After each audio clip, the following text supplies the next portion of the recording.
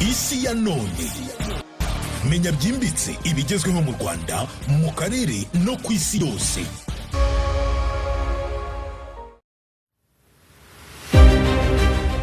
Mu gihe isi yose yahangayikishijwe n'intambara iri gukaza umurego hagati ya Irani ndetse na Leta Zunze Ubumwe za Amerika, amagambo akomeye yaturutse mu Burusiya yateye ubwoba isi yose. Wahoze ari perezida w'Uburusiya Dmitry Medvedev yavuze amagambo atangaje. Yavuze ko Irani ishobora kubona intwaro za kirimbuzi vuba ahangaha bidatinze, ndetse ko abantu benshi bagiye kubyibonera. Ikindi kandi avuga ko hari ibihugu byiteguye kuyifasha. Ese ibi bintu byaba ari byo? Byaba ari ukuri koko igihugu cya Irani cyaba kigiye kubona intwaro kirimbuzi? Ese Irani koko iri hafi kubona igisasu cya kirimbuzi? Kandi Amerika igeze he ikoresha ingufu zabo bwite kugira ngo irwanye iki gisasu cya kirimbuzi yaharaniye kuva kera kugira ngo Irani itageraho? Ingabo za Leta Zunze Ubumwe za Amerika bivugwa ko zageze mu gihugu cya Irani, byo byifashe bite? Nguhaye ikaze, nitwa Tuyisenge Chrétien. Isi ya none ukomeje gutega amatwi no gukurikira. Munyemerere tubyinjiremo, tuguhaye ikaze. Mu mwaka wa 2025 nyuma y'ibitero Leta Zunze Ubumwe za Amerika yagabye ku bigo bya nukiliyeri bya Irani, Medvedev yavuze ko gukora nukiliyeri muri Irani bitazahagarara. Hari ibihugu byiteguye guha Irani ibisasu bya nukiliyeri. Ayo ni amagambo y'uwahoze ari perezida w'igihugu cy'Uburusiya. Ibi byahise bitera impaka zikomeye cyane ku isi, ndetse abashakashatsi n'abahanga batangira kuvuga ko igihugu cy'Uburusiya cyaba gifite mu kuboko kunini mu ikurwa ry'igisasu cya kirimbuzi ku gihugu cya Irani. Ariko hari ikintu cy'ingenzi, nta gihamya ifatika yigeze itangwa igaragaza ibyo ngibyo ko byaba bigiye kubaho koko. Benshi mu basesenguzi bavuga ko ibi bishobora kuba politiki yo gutera ubwoba Leta Zunze Ubumwe za Amerika, cyangwa uburyo bwo gushyigikira Irani mu magambo. Ese koko Irani ifite nukiliyeri cyangwa iri hafi kuyigira?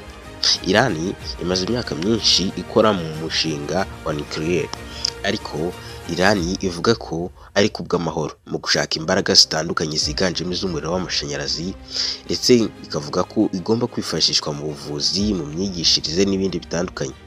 Leta Zunze Ubumwe za Amerika na Israel bavuga ko iyo atari ibyo ngibyo igambiriye, ahubwo ko ishaka intwaro za kirimbuzi.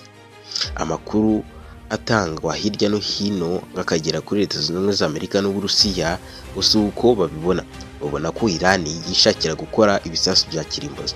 Ariko ukibaza ngo Leta Zunze Ubumwe za Amerika na Israel uko babifite baburiza iki gihugu cya Irani kubigira?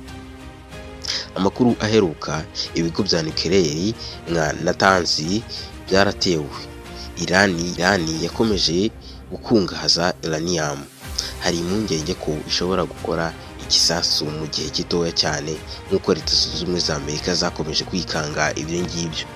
Ariko kugeza ubu ngubu nta gihamya igaragaza ko Irani yamaze gukora igisasu cya nukiliyeri nk'uko uwahoze ari perezida w'Uburusiya Vladimir Medvedev abivuga.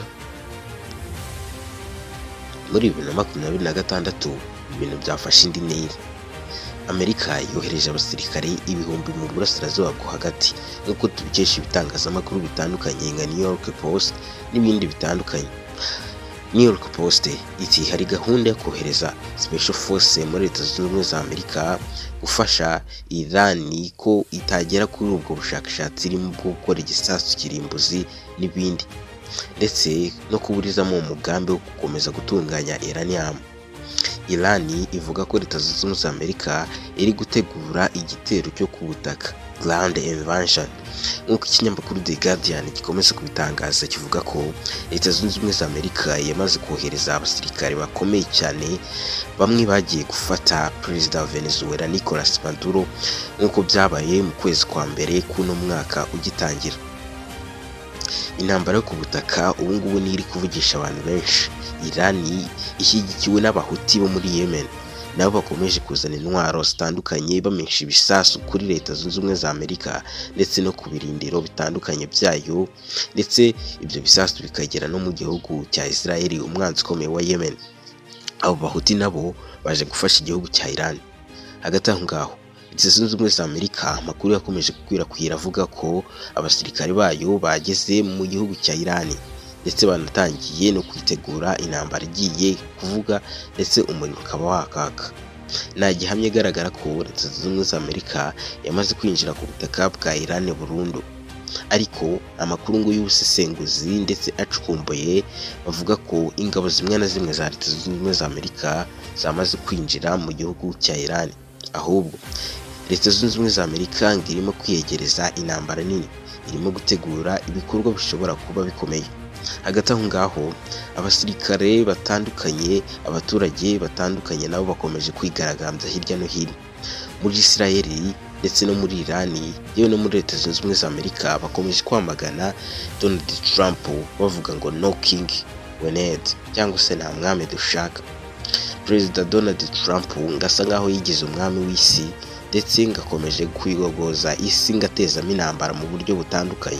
Abaturage rero batuye Tel Aviv ndetse batuye no muri Israel bakomeje kugaragaza ko batishimiye ibyemezo Donald Trump ndetse n'igihugu cya Israel bakomeje gufata mu gukomeza kujya gutera igihugu cya Iran.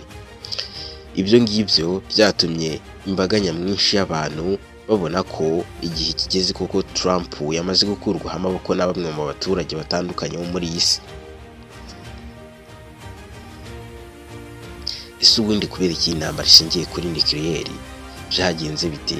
Leta Zunze Ubumwe za Amerika ifite ibisasu bya nucleaire bitandukanye, ndetse n'igihugu cya Israel kirabifite, ariko iteka n'iteka bakunze kuvuga ko igihugu cya Iran kigeze nucleaire byaba ari ibintu by'agahomamunwa mu karere ibi bihugu bituyemo. Impamvu intambara ishingiye kuri nucleaire ni uko nanone igihugu cya Iran gishaka kwigeraho byanze bikunze. Leta Zunze Ubumwe za Amerika yagiye ivuga ko igihe icyo ari cyo cyose igihugu cya Iran cyagira nucleaire ngo cyayitera muri aka karere ibihugu biherereyemo ko hagati.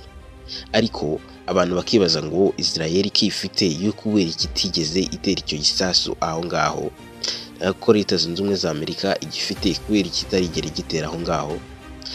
Impamvu nyamukuru ngo Leta Zunze Ubumwe za Amerika ngo itinya nucleaire ya Iran.